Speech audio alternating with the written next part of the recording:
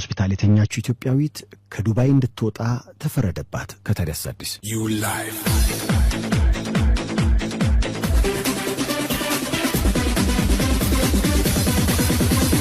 Now I'm free again ያደመጣችሁ የምትገኙ ታዲያስ አዲስ ነው እስከ 7 ሰዓት ድረስ አሁንም በያላችሁበት ጥሩ ጊዜ እንዲሆንላችሁ ነው የምንመኘው ቀደም ሲልም እንግዲህ እንዳነሳ ነው ሰሞኑንም ስናነሳት ነበር ዱባይም ሄደ ተመልክተሃታልና ያለችበት ሁኔታ በርግጥ በጣም ነው የሚያሳዝነው ለ5 አመት ያህል መናገር ትችላለች ከሰው ጋር መግባባት መናገር አትችልም ምክንያቱም ራሷን ለማጥፋት ነው ሙከራ ያደረገችው እንግዲህ ብዙ ጊዜ ከዚህ ወደ አረብ ሀገር ሲኬድ የራስንም ህይወት ለመቀየር የቤተሰብንም ህይወት ለመቀየር ብር ተበደረሽ ምናምን ነው በስንት ዳን የሚገባው እዛ ደግሞ የሚያጋጥመው መከራ ደግሞ ይሄን ሁሉ መቋቋም የሚያስችል አይደለም ምን እንደደረሰባት አይታወቅም ራሷን ለማጥፋት ምን እንዳነሳሳት ይሄ እንግዲህ ስትናገር የሚታወቅ ነገር ነው ጠይቂያት ነበር መመለስ ልክ እሱን ስታነሽባት ታለቅሳለች ስሜቷ ይረበሻል ስለዚህ መላምቶች ሊሆኑ ይችላሉ እንጂ ከዛ ውጪ እንዲህ ነው ተብሎ ሊቀርብ የሚችል ግን ምክንያት የለም ምናልባት መርዝ ጠጥታ የውስጥ አካሏን ሊጎዳ የሚችል ነገር አድርጋ ነው እንግዲህ ማለት ዝም ብለህ ካለችበት ሁኔታ በቱቦ ተደርጎላት ነው በአፏም ምግብ እንዲገባ እየተደረገ እንድትተነፍስም እየተደረገ ያለው አይደለም አው በአንገቷ በኩል ትተነፍሳለች በሆዷ በኩል ቲዩብ አለ በሱ በኩል ትመገባለች ምክንያቱም ዳይጀስት የሚያደርገው ይሄ ምግብ የሚፈጫውን አካል ሁሉ የጠጣችው መርዝ ከጥቅም ውጭ አውጥቶታል ስለዚህ ትንፋሽ ስትፈልግ በአንገቷ በኩል ቲዩብ አለ ምግብ ስትፈልግ በሆዷ በኩል ቲዩብ አለ እንግዲህ ከሞተ በላይ ካለ በታች እኔ ብዙ መከራ ይቻለው በመድር ላይ እንደዚህ ማንንም ሰው ሲያያት ያለቅሳል በጣም ነው የሚያሳዝነው ግን አሁን እቺ ልጅ ወደ ኢትዮጵያ እንድትመጣ ያው ሆስፒታሉ በቃን ከዚህ በኋላ ትውጣልን አይነት ነገር ነው እዚህ ስትመጣስ ምንድነው የሚጠብቃት እንደዛ አይነት ህክምና የምታገኝበት አጋጣሚ ያለው እንግዲህ ለመላው ህዝብ የቀረበው ጥሪ ነው የምትፈልገው በጣም ትንሽ ነገር ነው እቺ ልጅ የሁሉም ማሳያ ናት የሁሉም እህት ነች በዚች ውስጥ ብዙ እህቶች ይወከላሉ መከራ በየቦታው አለ ችግር በየቦታው አለ ግን የባሰው ላይ እናውራ ነው እንጂ ችግርማ መሽጠፋ በየቦታው ብትሄጂ አዲስ አበባም ውስጥ ከአዲስ አበባም ውጪ ኢትዮጵያኖች ባሉበት ሁሉ የተለያየ አይነት ነገር ልትሰሚ ትችያለሽ ግን በዚች ልጅ ላይ ከደረሰው መከራ የበለጠ መከራ አለ በያላስብ ምክንያቱም አንድ ሰው ብዙ ሰዓቷን የምታሳልፈው በጸሎት ነው ከዛው ውጪ ከማንንም ጋር ታወራም ምክንያቱም ማውራት አትችልም መርዝ ስትጠጣ የተጎዳው አካሏ ከዚህ ከእንጥሏ ጀምሮ እስከ ሆድቃዋ ጨጓራውን እስከሚፈጭበት ቦታ ድረስ ነውና ይሄን ስታስቢው የልጅቷን ገጽታ ስታስቢው በህይወት የካዩዋቸው በጣም የሚያሳዝኑ ትዕይንቶች አንዱ ከሷ ጋር ያረኩት ቆይታ ነውና ልክ ስመለስ ግን ደወል አረኩና እሷን ወደ ኢትዮጵያ ለመመለስ አሁን ከአንድ ወር በኋላ መመለስ አለባት እሷን ለማስመለስ እዛ ያሉ ኢትዮጵያውያኖች ተባብረው እንግዲህ ትራንስፖርቱን የሚያንዳንድ ነገሩንም ለማድረግ እየሞከሩ ነው እዚህ ካለው ኢትዮጵያዊ ደግሞ እንግዲህ ብዙ ነገር ይጣበቃል ስለሆነችው ስላለው ነገር ግን ትንሽ ነገር ላውራቸው እዛው ዱባይ ደውዬና ከራሳቸው ጉዳዩን ከሚያስተባብሩት አንደበት ብንሰማስ እሱ ጥሩ ነው ከዛ የሆነ ነገር እንስማ ከዚህ ደግሞ በደንብ እርዳታ የሚያስፈልጋት ይመስለኛል እዚህ እንግዲህ የሚመለከታቸው ሰዎች ሁሉ ሆስፒታል የሆነ የምታርፍበት ክፍል በጣም እርዳታ የሚያስፈልጋት ይመስለኛል እንጂ ከዛ አንፃር እንግዲህ ደጋጎች በዚህ ጉዳይ ላይ ምን ትላላችሁ ደውሉልን የሆነው ነገር ግን በጣም የሚያሳዝን ነው ወደ ዱባይ እንደውል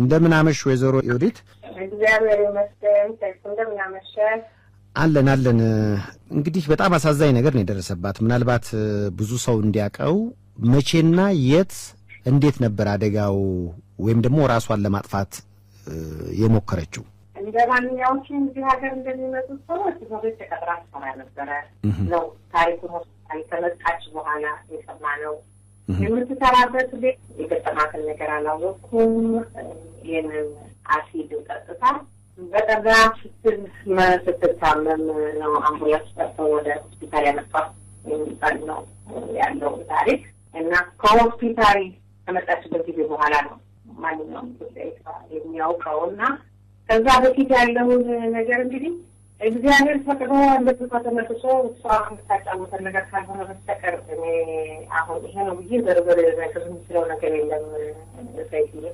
ራሷን ለማጥፋት ባደረገችው ሙከራ የትኛው የሰውነት አካሏ ነው የተጎዳው? ጉሮሮዋ ከእንቅሏ ጀምሮ እስከ ጉሮሮዋ ማለት ድረስ ያለው የቮካል ሲስተሟ በጠቅላላ ዳሜጅ ሆኗል። እንደገና ደግሞ ዳይጀስቲቭ ሲስተሟም የተጎዳ ነገር አለው። ስለዚህ መናገር አትችልም፣ ድምፅ የላትም። ሁለተኛ ደግሞ ምግብ በልታ ዳይጀስት ማድረግ ስለማይችል የምትወስደውን በፈሳሽ መልክ የሚሰጣትን ምግብ በሆዷ በኩል በቲዩብ የምትወስደው ማንኛውም ሁለት ነገሮች ጉዳት ደርሶባቸዋል። አሁን ሆስፒታሉ 5 ዓመት በዱባይ የሚገኘው ራሻድ ሆስፒታል ካሳከማት በኋላ ወደ ሀገርሽ ሂጂ የሚል ውሳኔ ላይ ደርሰዋልና ሕክምናዋን ሳትጨርስ ወደ ሀገሯ መሄዷ ይበልጥ እንድትጎዳ ያረጋትም? በሆስፒታሉ የሕክምና አሰጣጥ ሁኔታ ዛሬ ድረስ ደርሰናታል። እዚህ አሁን ያለችበት ደረጃ አድርሰናታል። በእኛ አቅም ወይም ሆስፒታሉ ባለው አቅም ከዚህ በኋላ የሚሰጣት የሕክምና እርዳታ የለም። ለ1 ዓመት በላይ ወይም ያለፉት 2 ዓመታት የምትወስደው መድኃኒት የለም። አንዳንድ ጊዜ ብድረስ ስትሆን ካልሆነ በስተቀር ለዚህ ለደረሰባት ጉዳት የምንሰጣት ሕክምና የለም። ሕክምናዋን ጨርሳለች። ስለዚህ እዚህ ምንም ስለማንረዳት ወደ ሀገሯ ስትመለስና ከቤተሰቡ ጋራ ሰው እያገኘች የቤተሰብ ደግሞ ፍቅር ሲጨመርበት ሌላ ደግሞ የተሻለ ሕክምና የምታገኝበት ሁኔታ ከተገኘ በዛ መሰረት መሞከር ነው እንጂ በእኛ በኩል ያለንን ሕክምና ከጨረስን ረጅም ጊዜ ነው ብለዋል። 3 ኦፐሬሽን እንዳደረጉ እናውቃለን ከሜዲካል ሪፖርታቸው እንደሚነበረው እና ከዛ በኋላ ያለ ሕክምና ግን በእኛ በኩል የለም፣ ጨርሰናል ነው የሚሉት። አሁን ወደ ኢትዮጵያ ስትመጣ ምንም ማረፊያ እንደሌላት መውደቂያ እንደሌላት ተገልጾ ነበር እና ከህዝቡ ምን ይጠበቃል ሊባል ይችላል? ወይዘሮ ዮዲት እንግዲህ አሁን ወደ አዲስ አበባ በምትመለስበት ጊዜ ወደ ኢትዮጵያ በምትመለስበት ጊዜ ከተማ ውስጥ የመሆን እድል ሊገጥማት ለሕክምናው የቀረበች ትሆናለች ብለን እናስባለን። ቤተሰቦቿ ጎንደር ነው ያሉት እንደ ሰማነው ከሆነ እሷም በጽሁፍ እንደምታስረዳል እና ከጎንደርም ወጣ ያለ ቦታ ነው እና ከተማ ውስጥ መኖሪያ የፈለግነው ለምንድን ነው? መጠለያ ብታገኝ። እንግዲህ ይህንን ታሪክ የሰማ ሰው ልቡ የራራ ሰው እግዚአብሔር ሰው ሊረዳ የፈቀደለት ሰው ንጹህ የሆነ ቦታ ይሄ አንገቷ ላይ አይተፋል አይደለም? ያለፈው ጊዜ ያጣፍ ጊዜ ያለ ቲዩብ ደግሞ አንገቷ ላይ ያለ ጉሮሮዋ ለመተንፈስ የሚረዳት ጋጀት ያ በዛ የተነሳ ለኢንፌክሽን በጣም የተጋለጠች ነው እና ለዚህ ንጹህ ቦታ ንጹህ መታጠቢያ ቤት ያችን የምትጠጣትን ነገር ወይም በቲዩብ የምትወስዳትን ነገር በንጽህና የምታዘጋጅበት ቦታ ብታገኝ የመጀመሪያው ጉዳይ እሱ ነው። ታዲያ እንግዲህ ሰዎች መርዳት ይፈልጋሉ። በእርግጠኝነትም ደግሞ ብዙ ደጋግ ኢትዮጵያውያኖች አሉ። ለዚች ኢትዮጵያዊት ምን ታምር መርዳት ቢፈልጉ የሚረዱበት እድል አለ? አዎ እንግዲህ 5 ዓመት እዚህ ሀገር ስትኖር መታወቂያም የላትም፣ መኖሪያ ፈቃድም የላትም። አሁን ሆስፒታሉ ያንን ሁሉ ነገር በራሳቸው መንገድ ከመንግስት ጋር እየተነጋገሩ እያመቻቸው ነው። አሁን ደግሞ አንተ እዚህ በመጣህበት ሰዓት እንዲህ እርዳታ መስጠት የሚፈልጉ ኢትዮጵያውያኖች ከኖሩ አካውንት መከፈት ያስፈልጋል በተባለው መሰረት ከኮንሱሌታችን ጋራ ተነጋግረን ከዚሁ መታወቂያ ተዘጋጅቶላት አዲስ አበባ ባንክ አካውንት የሚከፈትበት ፕሮሴስ ተጀምሯል። ምናልባት 1-3 ቀን 4 ቀን በኋላ የባንክ አካውንቱ እንደሚመጣላት ተስፋ አደርጋለሁ። የዛን ጊዜ የባንክ ቁጥሩን መስጠት እንችላለን በስሟ አካውንት እንዲከፈት ስለፈለግን። ወይዘሮ ዮዲት እንግዲህ ዱባይ ላይ ከ5 ዓመት በላይ ሕክምና ላይ ነበረችዋን እህታችን በተመለከተ እሷን በመርዳት ስራ ላይ ካሉት መሃል አንዱ ኖትና ከታዲያስ አዲስ ጋር ስለሆነ ሁሉ ስላጫወቱን ከልብ አመሰግናለሁ። አመሰግናለሁ። እግዚአብሔር ይስጥልኝ። እግዚአብሔር ይባርክህ። አይዞን። ቀደም ሲል እንግዲህ አስቴር አጽናናችን። ዛሬ እንግዲህ ቀደም ሲልም ገልጸናል። የዱባዩ ማሳዛኝ ነገር ነው። ከዛ ውጭ የጋምቤላ ደግሞ በጣም አሳዛኝ ነው። ይህን ወር በተመለከተ ሽመልስ የታዲያስ አዲስ ባልደረባ ዶላር ጎሊ ነበርና የሊቢያው ሰማዕታትም ሊዘከሩ እንግዲህ 3 ቀን ሲቀራቸው ከ3 ቀን በኋላ ነበር በ11 አይደል እነሱ እና ይህ ወር ወደ ዓለም ስትመለሽ ባለፈው ዓመት የደቡብ አፍሪካው ችግር የነበረበት አሁን ደግሞ ስለ ጋምቤላው አሳዛኝ ነገር የሰማንበት ነውና በጣም ለየት ያለ ጥቁር ወር ነው ሊባል ይችላል ሲል ነበር የገለጸው። በጣም የሚያሳዝን አጋጣሚ ነው የተፈጠረው። ቀደም እንዲያውም ዓለም አቀፍ ሚዲያዎች ምንም ዜናውን አልሰሩትም እያልን ነበርና አድማጫችን ፌበንክ ወደ አትላንታ አሁን ቢቢሲ ሰራ ብላ የቢቢሲ ሊንክ ልካልናለችና ቢቢሲ ዜናውን ዘግቦታል። በ140 ኢትዮጵያኖች መሞታቸውና 39 የሚደርሱ ህጻናት መታፈናቸውን ጭምር ነው እንግዲህ ቢቢሲ የዘገበው። ቢቢሲ የማስታወቂያ ሚኒስትሩን አቶ ጌታቸው ረዳን አናግረው ጥቃቱን የፈጸሙት የደቡብ ሱዳን መርል የተባለ ትራይብ መሆናቸውን ተናግሯል። በዛው መርል የሚል ትራይብ ነው። ከዛ የሚገርመው ነገር ምንድነው እንግዲህ ያው ከ2013 ጀምሮ ነው ኢትዮጵያ የሚባል ጎሳ ነው ማለት ነው። ያው የዛ ጎሳ ማለት ናቸው ማለት ነው። እንግዲህ ተጨማሪ ዝርዝር ነገሮች ሲወጡ እናደርሳለን ለአድማጮቻችን። ያው ደቡብ ሱዳን ያላትን እርስ በርስ አለመግባባት ተከትሎ እንግዲህ ኢትዮጵያ በጣም ብዙ ደቡብ ሱዳናውያንን በስደተኝነት ተቀብላ የምታስተናግድ ሀገር ነች። ኢትዮጵያ እንደምታውቀው የሶማሊያ ረብሻን ተከትሎ በምስራቅ ኢትዮጵያ ክፍል በጣም በርካታ የሶማሊያውያንን በስደተኝነት ታስተናግዳለች። ከኤርትራ ረብሻ ጋር ተያይዞ ደግሞ የኤርትራውያን እንዲሁ በሰሜን አካባቢ ታስተናግዳለች። ደቡብ ሱዳን ደግሞ እንደዛው በጋምቤላ በኩል ታስተናግዳለችና ቢቢሲ ያወጣውን መረጃ ዝም እያየሁት ነበርና ከዚህ ቀደምም ይሄ መርል የሚባለው ጎሳ እንስሳትን እየሰደደ በመውሰድ እና እንደዚህ ህጻናትንም እንደዚህ በመውሰድ ከዚህ በፊት ይከሰስ ነበር ወይም ጥያቄ ይቀርብበት ነበር። እንደዚህ አይነት ወንጀሎችንም ከዚህ በፊት ይሰራ እንደነበረ ቢቢሲ ህጻናትን ሰርቅ በመውሰድ የራሳቸው አድርገው በማሳደግ ይወስዳሉ። ከዚህ ቀደም እንደ አይነት ነገር ነበራቸው። ከብቶችን ይዘርፋሉ።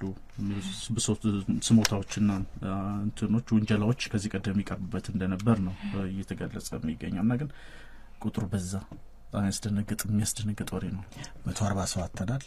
ከዛ ደግሞ ወደ 39 አካባቢ ህጻናት ታፍነዋል ከኢትዮጵያና ያጸፋ እርምጃ መንግስት እየወሰደ እንደሆነ ገልጿል። በቅርቡ እንግዲህ የሚሆነውን ምንሰማ ይመስለኛል። ከዛ ውጪ ለሞቱት ሁሉ ነፍስ ይማር። ፌስቡክ በአጠቃላይ ዛሬ እንግዲህ እንዲህ አይነት አደጋዎች ሲከሰቱ ለምሳሌ ባህር ማዶ የፈረንሳዩ ወይ ናይጄሪያ ወይ የሆነ ሀገር ላይ ብዙ ጊዜ የሚታየው ያልበላንን ስናክ ለሌላ ሀዘንኛ ስንቆም ነው። ትክክለኛ የሆነ የራሳችን ሀዘን ላይ ደግሞ የለንም። ማንም በዚህ ጉዳይ ላይ በስፋት ሲንቀሳቀስ አላየንምና በተለይ ፕሮፋይል ፒክቸሩን የሚቀይር ለቤልጂየምና ለፈረንሳይ ያለቀሰ ኢትዮጵያዊ ብዙ ነበረ። የራሱ ሀዘን ላይ ታለ።